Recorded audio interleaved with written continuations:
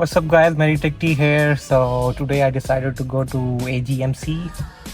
It's one of the showroom which owns the BMWs, minis, and that's why I'm here today. I'm gonna show you the new mini model.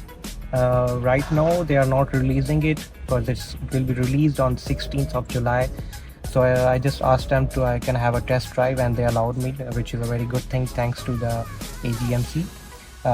Let's have a look at some of the glimpse of the car and I will test drive it. For sure I cannot make the content while driving, but I will share the experience.